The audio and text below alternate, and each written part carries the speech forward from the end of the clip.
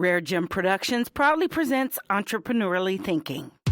Entrepreneurially Thinking is a presentation of BioSTL and CET, the Center for Emerging Technologies, changing the way you view new ventures and activating your entrepreneurial mindset, empowering you to create new pathways for business success in the St. Louis marketplace and beyond. Here's your hosts, Cheryl and Christy. Now let's get thinking entrepreneurially.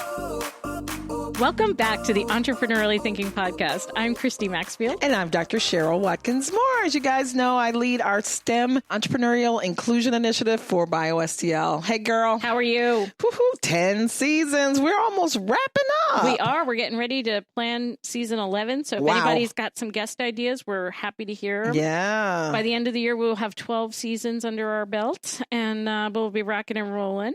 You may have heard that we are now the award-winning podcast. We are the award-winning. Thanks to having won the collaboration award from Launch Code as part of its Moonshot Award ceremony the other day. So we just making sure people know. We are so... If you missed the socials... Oh my gosh, we're so over the moon. Yes, indeed we are. Yes, we are. And what else are we? We're thankful for our sponsors. Yes, CET and BioSTL. Yes, indeed. They have been with us from the beginning. Without them, we wouldn't have been in a position to even receive an award from Launch Code. Right. So we're very pleased and thankful that they're with us. Mm-hmm. So make sure you check them out, stay up to date on what's going on there, and see all the programming you can be a part of. You guys have grown with us. We started with 600 of you guys. Now we're over 31,000 downloads and listens. Yes. So, wow. You guys are doing it. Thank you. Keep sharing. Yep. Use the hashtags THINKSTL, eThinkPodcast. Stay listening. Find us on iTunes, Spreaker, Facebook, LinkedIn, wherever you find your favorite podcasts. Mm-hmm. Find us. Find us. We want to be wherever you are. What are we doing today? Entrepreneurs. Is that like lions and tigers and bears? I think those are entrepreneurs too, right? Yeah, I think so usually. But simply stated, America needs more entrepreneurs. Okay. Let's go get us some. Yes. Entrepreneurship stimulates job growth, creates new opportunities in cities that needs them, and makes people better versions of themselves. But as we all know, there's no clear path to entrepreneurship. Lots of different routes. Absolutely. And we've talked to different folks who've done it differently. Yeah, choose your own adventure. Absolutely. So we have here today a special organization, Venture for America. They are changing this. The Venture for America program creates economic opportunity in American cities by mobilizing the next generation of entrepreneurs, not us, we're old people, and equipping them with the skills and resources they need to create jobs. We got a few startups left in us. I think so. I know so. I think so. So do you think like an entrepreneur? Do you thrive in a supportive community? Do you want to just make an impact? If so, then you better stay listening. Purpose First Advisors is proud to support the Entrepreneurially Thinking podcast. Purpose First works with entrepreneurs and the organizations that support them to accelerate business formation, scaling, and transformational growth. For more information about how to work with Purpose First Advisors on business model validation, financial modeling, core messaging, or other growth and profitability strategies, visit purposefirstadvisors.com. BioSTL is a proud founding sponsor of the Entrepreneurially Thinking podcast. We want you to know about all the great things they are up to, including the BioSTL STEM Entrepreneur Inclusion Initiative and Fundamentals Program for early stage would-be entrepreneurs in the life sciences in St. Louis. You can learn more about all of BioSTL's programs by visiting biostl.org. And for your renewed and continuing support, BioSTL, we say thank you. I'm Kate Loar with Venture for America, and for me, entrepreneurially thinking means really knowing your why and constantly reevaluating your how. Joining us today is Kate Loar with Venture for America and Chisom Uche, alum of the Venture for America program and currently a senior associate with SixThirty, which is a fintech venture fund here in St. Louis. Mm-hmm. We are thrilled that you guys could be with us. Thank you for joining us today. Thanks for having us. Yeah, thanks for having us. They keep trading little sly looks like, so are you going to say something next? Or am I going to say something next? I told you if you don't talk, I'm going to call you out on the podcast. Mm-hmm. I just wanted you to get the full feel for the vibe in the room. I think I'm more stubborn than Chisom, so I can wait him out if I have to. Awesome. There you go. She said thanks. She said thanks. We heard that, right? Cool. I did hear that. So, Kate, you hail from Ohio. You studied at the University of Cincinnati, have your degree, your master's in art administration and in business administration. And Chisom, you are an alum of Washington University and for Venture for America. But did you start here in St. Louis? No, originally from Houston, Texas, actually a suburb of Houston called Missouri City, Texas. Missouri City, Texas? Get out of here. You cannot make that up. Can't make that up. My husband's from Doolittle, Missouri. You can't make that up either, right? I don't know what's better. I don't know. Anyway, that's awesome. Wow. So that was the That's fate. impetus for you to get I had to end up in Missouri. That was it. Wow. So how did you wind up here? Out of high school. I don't know, and I don't. Just happened. It's fate. I'm just going to call it fate. Oh, my God. So did you come from a family of entrepreneurs, or give us a little bit of background about Chisom? Oh, man. I come from Nigerian immigrants. So the name of the game in folks in the Nigerian culture is education. So I come from a family of academics. In fact, my family right now, I got one brother. Both my mom and dad are around, and I'm the only person in my family without a doctorate. My brother's a lawyer. Both my parents have PhDs. So they think you're slacking. Oh, yeah. No, I'm definitely the underachiever in the family. I'm not doing much. Not doing much. What did you study at WashU? I was a psych major, psychology. Yeah. Awesome. Got a Well, minor in you can always entrepreneurship. get a doctor in that along the way. Yeah, He's doing something totally honorary. different. I'm shooting for the honorary. Yeah. I think you should shoot for the honorary. There you go. Because you Yeah. make the big billing, you make the big donation, There you you get the go. honorary, we're done. You get the school name after you. I'm just saying, I kept waiting for somebody to give me a master's. And then when I realized that wasn't going to happen, You then I have to went do and the got work. one. Right. I was really pissed. I'm waiting. And Kate, so Ohio to St. Louis via... So I'm from Northeast Ohio. Okay. I like Chisom knows I love LeBron James, and I will Okay. talk about Northeast Ohio the way LeBron James does. But from Akron, and then went to Cincinnati for grad school, and just cold applied for a job in St. Louis. Really? Took it. A couple weeks later, moved here to work at Opera Theater of St. Louis, because my background was in working in performing arts nonprofits. Yeah. And then I left and went to New York. I moved to St. Louis a second time, which I did not plan on doing. You boomeranged and you're not even from here. That's right. Wow. That's exactly right. Impressive. I was as shocked as you are. But it was actually a very, very easy decision to come back. And I really love and enjoy St. Louis a lot. So yeah, came back to work the St. Louis Fashion Fund. Which is an accelerator here in town. Yes. And never thought I would work with entrepreneurs. My whole background is in nonprofits. Nonprofits can certainly be entrepreneurial I was as well. going to say but, yes. And artists in particular. Yes. Yeah, absolutely. But sort of through a strange series of events, landed at Venture for America, which was really exciting. Wow. So how long have you been at Venture for America now? Since October, I passed the 6-month mark recently. Wow. Crushing it. But as in, Crushing it. as in a startup, 6 months feels much longer, but in a good way, not in a very good way. But I feel like I've seen a lot in 6 months, which is great. So you're working in what area for Venture for America? In which role? So I'm on our community partnerships team. We are in 14 cities, and I am the director of 2. I always say, if I'm in St. Louis, then I'm the director of St. Louis and Kansas City. And if I'm in Kansas City, then I'm the director of Kansas City and St. Louis. Well played. Yeah. I won't tell you what my business card actually says. But, and so I have 3 roles in both cities. One is to work with our incoming and current fellows and to provide coaching, mentoring, and programming. One is to work with our company partners who hire fellows. Our fellows are full-time employees of their companies. And so I work with those companies to vet them and help them through the hiring process, help them find the right fellows.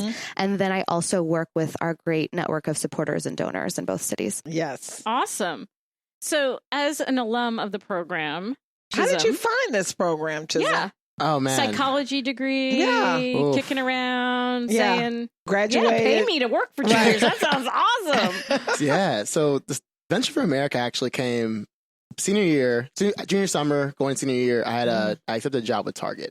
And I did internship with Target that summer, and it was great. But I took the job, and throughout the years, I was starting to get the itch. Like, I don't know if I want to go work for Target. Is it the corporate thing? It was the corporate life. There was a story about me working at Target. It wasn't like a bad. So I asked why something was done a certain way at Target, and I asked why is it done this way, and they said corporate tells us to do it this way. And I was like, I'm not going to be that person who just does things from a rule book that literally make no sense if we were all seeing it. So like, and I'd interned in startups before, and I realized startup lifestyle and just environment makes way more sense for me. So you can address a problem and actually solve it without having any arbitrary mandate or over like rules over you. Right. So a friend, after I told him I didn't want to work for Target, a friend told me about Venture for America. He was a campus ambassador at the time. And I literally took that. So I applied, went through the interview process. Which is very rigorous. It was a long, tough interview process. You were like, Target wasn't this hard. Target was not this hard. Which was he had to go through the process, and then he had to start the interview process for a job. So you do them back to back. Oh yeah, it was a marathon. So maybe you could talk to us because we're modeling a program after Venture for America within our BioGenerator organization, which I talked to you both about your interview process because I think it's amazing. You all get thousands of people to actually complete an application, but that's just the start. Just start. So talk to us about your experience. Oh man, I got to think back because it's been a minute. It's been a minute now. But yeah, you apply online. They ask you kind of the formal things. Your background, major, internships you've done, and kind of why VFA, and why this. And if you get past that round, I think I had a phone call. And then I had a Skype interview. I had a videotaped interview. So no one's on the other side. It's just actually way more weird. That is weird. Things have changed, Chisom. Go ahead. Yeah, and then we'll hear it from Kate. Well, How they got they the note approved? on the weirdness. Right. Okay. This is back in my day. No. Walked uphill both ways. Back in In the snow. In the snow. Had to videotape with just me and a hamster running the equipment. No sled. Yeah, so they ask questions like, it's testing creativity. So they ask, you have a towel. You have a minute to tell us all different ways you can apply this towel. Things that are just weird and esoteric. I can wear them as a turban. You can stuff your doorstop. You can use them as a hammock for a little puppy. You can be a gun muffle. Right. Exactly. You and I, we're going to be dangerous with a towel. I was like a gun. Okay, we know where her mind is going. I'm just thinking stuff. I think mine are a little more benign, but hey, takes all types. Hey, entrepreneurship, right? There you go. All different Makes minds. the world go round. That's all how it works. And after that, I believe my next step was another phone call, and then I got accepted to do selection day. So that all builds up to the final day, which is So I took my last $400 in my bank account, booked a ticket to New York, got an Airbnb with a friend, and did selection day. So it was a full day of just challenges of the team, interviews. Competition. It's a competition, not presented as a competition. Right. It's selective, not competitive. Selective, not competitive. That's corporate. I have so much to add to this. That is corporate of you. I like that. Selective, not Right. We're going to come back to that. Okay. That's how you get them. Okay. And so it's just a grueling day, and you do challenges, and it's a lot about self-awareness and getting to work in a team and seeing how you fit and making sure you know how to add value at all times. So then you go through a program. Yeah. Like a month-long training camp kind of thing? Oh, man. Yeah. They break you down, they build you back up again? I know training camp has changed, because you want to go into training camp? I know that's different. Well, I know she probably wants to. She's like, let me correct you. All right, I'll go through my experience, and you can edit everything. All right, cool. Fair enough. Training camp was in Providence, Rhode Island. One of my new favorite cities. I fell in love with that city after training camp. I love that city. Cool. It's 6 weeks of getting to know your co-fellows, going through challenges. Like, they teach you the basics of coding, like just getting you prepped for startup life. Like, anything happen, these are all skills you might need in the to event have. of a startup emergency. Take this pencil and do the following. I was going to say, break this glass. Facts. break this glass for a pack of sticky notes. I love it. And a Sharpie, and just start ideating. Oh my God, we're so putting that together and selling it. That is very cool. Okay, anyway. Do it. Next. All right. Yeah, that's it. So you broke the glass. You made it through. You weren't voted off the island, and then you went to work for a company for 2 years. And I went to work for a startup here in St. Louis. Called Top Ops. Top Ops. Yeah. So I did marketing for them for I think 2.5 years, and then I got the bug to change the scene and go work in VC. That is amazing. Yeah. So before we even get there, let's go back to Kate. Kate, how has the process changed now? I'm giving Chisom a hard time. You wrapped it up really nicely. You described Selection Day very well. I approve of that for sure. The German judges give you a 10, and that's hard to get. 10.0. So it's not, we've just streamlined it a little bit to make it somewhat easier on applicants. So there's an online portion, and then we do a Skype interview. In the Skype interview, we're looking more at behavioral elements, emotional IQ. If we throw you into a stressful situation, scaling startup, can you handle it? Do you understand what that is? Right. So you throw up or run in a closet, or can you deal with it? Right. That's right. That's right. And so then, if they make it through the written portion and the Skype, then they come to our Selection Day. And one thing I wanted to mention, I think being new to Venture for America, I really admire about what people before me have done is recognizing that Chisom should not have to spend his last $400 to get to Selection Day. Sure. And so we now provide resources. We cover accommodation for all candidates, and then we help with flights as well. So that's one thing that great. has changed, I think, much for the better. Because for a college student, I mean, because these are all folks that are graduating from college or recent grads, right? They're within 3 years of completing their undergraduate degree. So in our minds, we would qualify, but that's about it. Yeah. They look at us and go, okay, old ladies. Yeah, no kidding. So how long has Venture for America been in STL? Because I'm like, I don't know, I consider myself fairly well connected and don't really know much about y'all.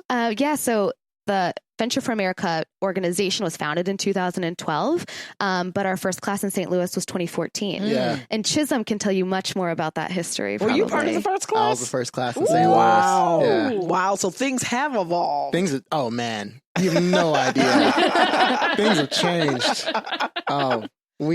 That's like when it's so funny when I see new residents walking around the hospital and they have iPads and everything, and I'm like, you guys have got it so freaking easy. Oh, yeah. Right. And you have hours that you can work. Okay. That was not in the plan when I was there. But yeah, talk to us about your experience at Top Ops, and then what made you flip and go into venture capital. Yeah. So I got to Top Ops, and the PO there was working at a startup that was founded by a CEO that's done it before. So Jim Eberlin, serial entrepreneur. Right. The guy's he's just has a track record. His stats speak for himself. And what was the company? What did they do? So it was Top Ops is a sales software plugin for CRM. So it helps sales teams optimize their production and their workflows, close deals faster, track statistics and things like that. So it was. I mean, everything was going to work for a sales software startup in my life? Absolutely not. No, that'd every be the young last man's place. dream. Right? And they're doing marketing for that. And I was doing marketing. But no, like the appeal wasn't to my point. I told new fellows is it wasn't the job. It was the people I'm learning. I'm here to learn. Right. I'm here to be a sponge and learn, pick up as much as I can and do as much as I can in 2 years and if not more. So I did. And then my second year, just through being in St. Louis in the community and just running into people, someone asked me, a couple other fellows in my cohort, to do a diligence analyst for Cultivation Capital. And I was like, yeah, sure, let's do it. And so we did. We did a did you even know what the hell it was? I had no clue. That's called first rule of startups is say yes. Figure it out later. Right. I was like, it sounds fun. Let's give it a shot. Let's see what it is. I did it. We all did it. We hung out. It was like our Saturday afternoon activity. Like, guys, we're gonna do some market research and due diligence, and we all liked it. And then so we did it again, and we did it again, and did it for a year. I did it for a year and a half, and then that period of time, I was like, I want to be in VC full time. Yeah, it's just way more my interest. It's just seeing different ideas, different markets is way more appealing to me. So I got the chance to make the leap, and I took it with 630. That's wonderful. Yeah. That is wonderful. And 630 is focused on fintech, so B2B, financial, B2B fintech, and insurtech. Yeah, and you've been doing that for a couple of years now. Yeah, almost 2.5 years. And what is your role there? So I'm now a senior associate. That I'm primarily responsible for deal sourcing and building the pipeline. So about getting the ideas that we potentially want to invest in, and presenting them to our investment committee and getting their buy-in and feedback. So you got some great skills. I know if they say so. You know? Yeah, you got some great skills. And Venture for America was responsible for helping to do that. Everything goes back to VFA. Yeah. So honestly, part of my job is saying, don't spend your Saturday doing diligence. Grocery shop. Do something for yourself. Go to Forest Park. Take 30 minutes of your own time. But I'm glad you enjoy diligence that much. Appreciate it. Thank you. Oh, yes, a pro forma. Nothing is more relaxing than a pro forma. Man, pitch decks are the best. Forget Netflix. Reading them or putting them together. Read them. Right. Yeah. He's like, I don't want to do that. Exactly. No. Exactly. So, Kate, tell us about what is, when we talk about Venture for America today, what do you guys, from a strategy standpoint, what type of individual are you, you talked about, this whole process. What are you looking for in an individual that you want to bring into the organization? What's the experience that you want them to have? Sure. So we, as you introed at the beginning, we're really looking to identify young adults who have maybe just a curiosity about entrepreneurship, maybe think Target's not for me, or I don't know if I want to go work in this huge office building with 1,000 people every day, and maybe don't even know that they're going to be an entrepreneur one day, right? Okay. And so one learning we've had is we can ask a candidate, do you want to start a company? And on the surface level, that's great information. But you might have someone who's going to be an exceptional entrepreneur or an exceptional founder who hasn't had that framework offered to them or who has not thought about themselves that way yet. And so we really dig into looking at these specific factors that Chisom shared a little bit about. And so we're looking at experience and aptitude, recognizing that you could have been a summer manager at McDonald's and have a lot of entrepreneurial experience from that versus maybe more traditional, what we think of a traditional startup route. And so we're looking for people who are curious, who have a high aptitude for autonomy and ambiguity, who are okay sort of being in the gray area all the time, who have a plan for how they personally best handle stress and frustration. So a lot of self-awareness, a lot of sort of understanding how do I work in a group and on a team. And then at selection day, really looking for, there are 6 people who have met for the first time who are, I won't say what they're doing in case there are future applicants listening, but who are doing some really interesting challenges that don't have a right answer. And so seeing when they perhaps fail as a team, how they bounce back from that. When do leaders know when to step forward and to step back? Do they understand their strengths well enough when to know when to do that? So we have fairly thorough rubric criteria that help us identify all of this, but we're constantly looking at data to better understand what leads to a successful fellow and a successful outcome, and then reverse engineering our process from there. I have so many questions, and we're going to come right back, and I'm going to ask all of them. CET, the Center for Emerging Technologies, is a proud founding sponsor of the Entrepreneurially Thinking podcast. We want you to know about all the great resources they provide, including the Square One Ignite and Bootcamp programs, as well as the online startup toolkit. The toolkit has videos, articles, and other materials to help you build your business. For more information about CET's programs, visit CETSTL.com. And for your renewed and continued support, CET, we say thank you. I'm Chisom Uche with 6:30, and entrepreneurially thinking to me means being a smart person that builds things. So many questions. Yes. Because mostly I just think of myself right after, in the 3 years after graduating from college. I would never make it into this I program. had no tolerance for ambiguity. I didn't have a plan for handling stress and frustration. I don't even know if I have one now, frankly, right? Like overeating, is that a strategy? I don't know. But so like, I'm just thinking of the individuals. Yeah. These are remarkable. You, Chisom, and your brethren. Remarkable, because again, like I grew into this. I tell people all the time, like I learned how to be comfortable with ambiguity. I learned how to, because I didn't think I was going this route. My dad owned a florist shop, but I was like, that's a lot of work. I can go get a paycheck from somebody else, right? So I didn't really think this was in my DNA, and most certainly at that age wouldn't have said yes. So yeah, because you guys are getting these they're kids to me, but they're young adults that are I've seen some of these applicants. I'm like, holy shamoly, these guys are really off the chart with regards to what they do. And I love the fact that Venture for America has a lens for inclusion and making sure that you have a class or cohort that is reflective of diversity. Absolutely. And I'm, almost 30 and I still don't know that I think of myself as an entrepreneur. I'm risk averse in some ways and risk tolerant in others. Maybe not as risk tolerant as Chisom, but so I sort of look at the pool of candidates and then also our fellows with a lot of awe and admiration as well, because I think that is part of what we identify is we don't really know what you're going into because the startup that we vetted a month ago probably looks different by the time you get there. You don't really know, but are you eager and interested? And do we think that you have the interpersonal skills and the academic or technical skills that you need to, when you sink, which inevitably you will, to get yourself back up to the surface? And diversity, equity, inclusion is one of our strategic pillars. Yes. A really important part of our strategic plan, and recognizing that lots of young people is such an annoying phrase. I just don't have a better one. Exceptional 20-somethings, maybe. There we go. That they may not have thought of this as an option, but that particularly women and people of color have not had those opportunities offered to them. And we have fellows who financially support their families. We have fellows who come from families or communities that are like, you just got a top degree at a top school and now you're going to go work for a company that may not exist in 6 months.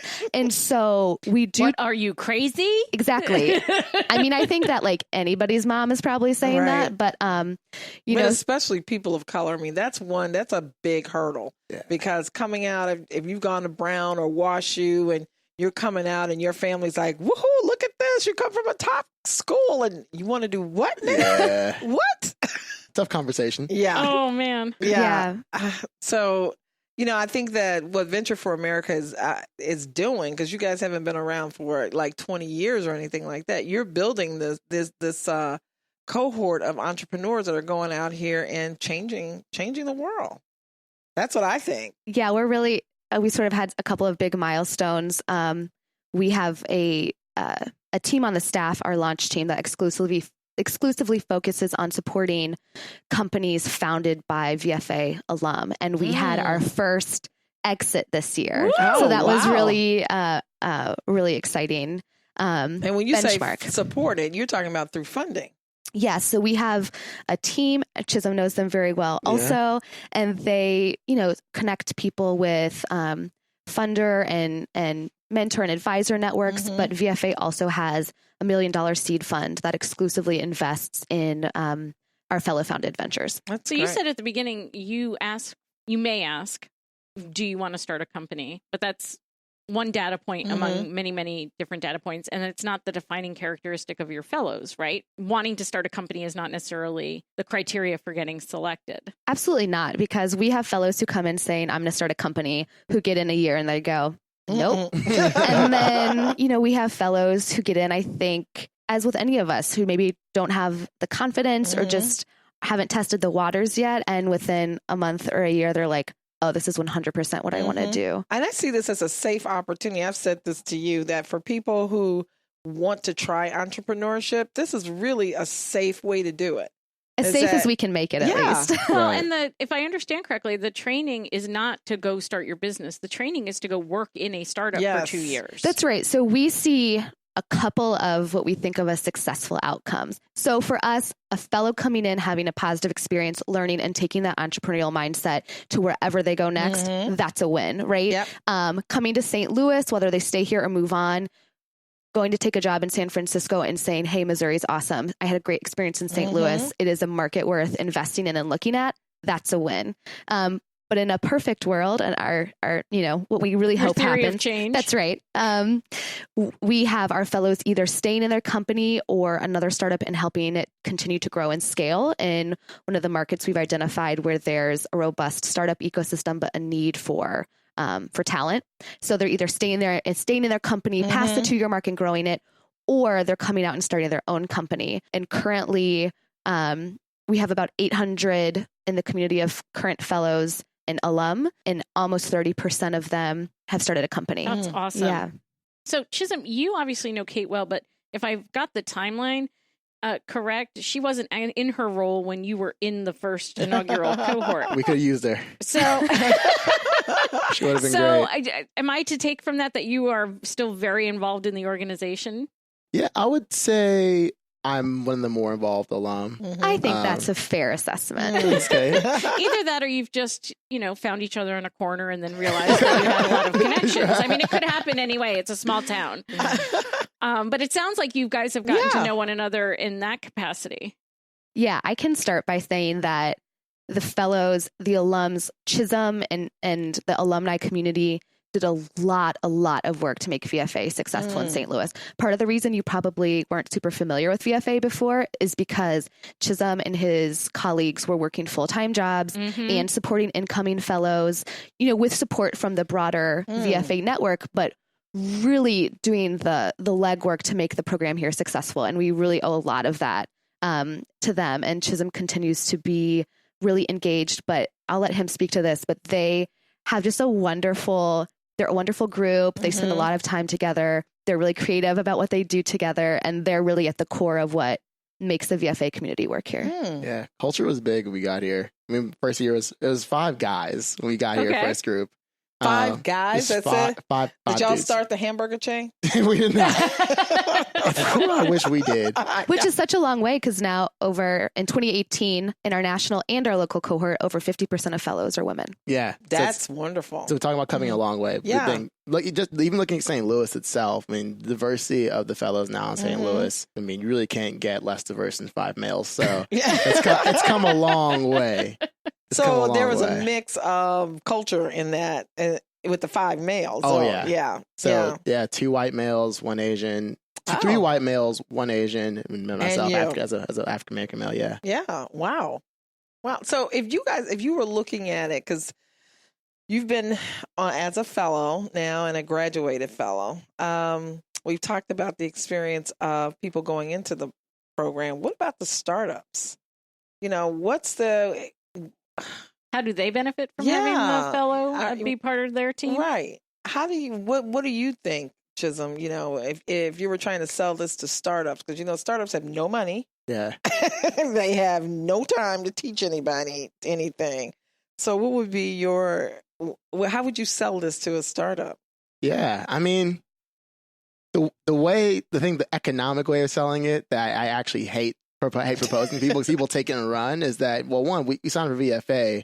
VFA fellows when you go into VFA, as someone that could have taken an offer at a corporation or gone to grad school or gone to a bank, you were taking a significant salary cut as to what you could have gotten elsewhere. Yeah. But the idea is you're trading that in for an investment and being able to learn from great entrepreneurs, learn and take on responsibilities that are well beyond what someone at 23, 22, 24 will be taking on at that time in their career.